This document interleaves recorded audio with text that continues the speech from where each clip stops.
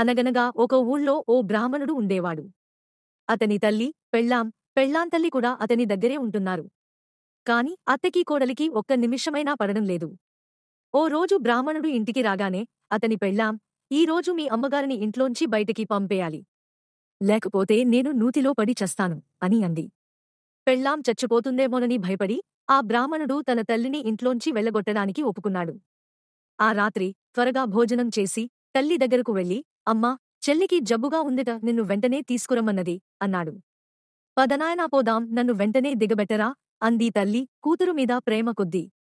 ఆ రాత్రి తల్లిని తీసుకుని కొడుకు బయలుదేరాడు. మధ్యదారిలో ఓ చిన్న అడవి ఉంది. అడవిలోకి వెళ్లిన తర్వాత తల్లిని నడవమని చెప్పి తాను వెనక్కి ఉండిపోయి ఆ బ్రాహ్మణుడు ఇంటికి వెళ్ళిపోయాడు. కొడుకు వస్తున్నాడు కాబోలని అనుకుంది తల్లి.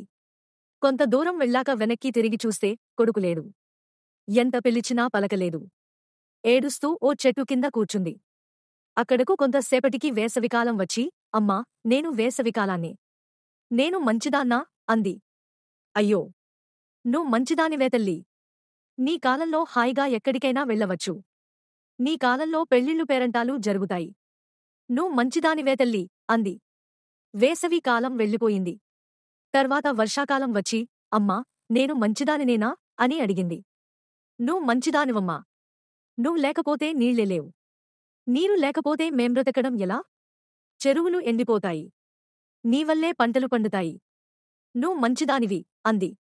వర్షాకాలం వెళ్ళిపోయింది. తర్వాత శీతాకాలం వచ్చి, "అమ్మా, నేను శీతాకాలాన్నే. నేను మంచిదాన్నా కాదా" అని అడిగింది. "అయ్యో, నువ్వు మంచిదానివి.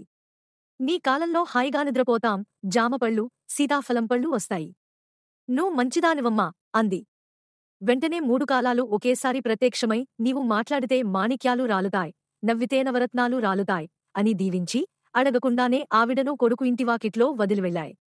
మర్నాడు ఉదయమే కొడుకు కోడలు ఆవిడని గమనించి నిర్ఘాంతపోయారు. "ఎలా వచ్చారు అత్తగారు" అంటూ ప్రేమున్నదానిలా అడిగింది కోడలు. "ఏదో మాట్లాడింది అత్త, నోటి మాణిక్యాలు రాలాయి." కోడలు ఆశ్చర్యపడి మాణిక్యాలు ఏరుకుంటుండగా అత్త నవ్వింది. "నవరత్నాలు రాలాయ్." కోడలు అప్పటినుంచి అత్తగారిని కొంచెం గౌరవించేది.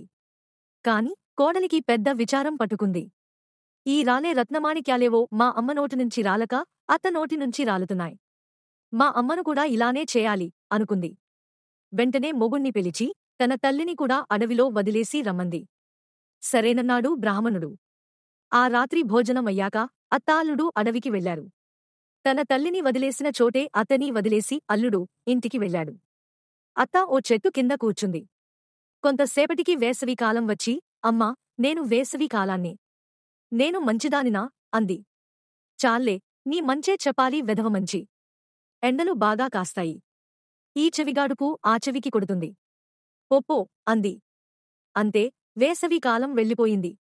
వర్షాకాలం వచ్చి, "అమ్మా, నేను మంచిదాన్నేనా" అంది. వెధవకాలం, వర్షం పట్టుకుంటే వదలదు. జారుడు బురద, మడిబట్టైనా ఎండదు. ఓ ఊరు వెళ్దామంటే లేదు అంది అత్త. వర్షాకాలం వెళ్ళిపోయింది. చలికాలం వచ్చి, "అమ్మా, నేను చలికాలాన్నే. నేనైనా మంచిదాన్నా" అంది.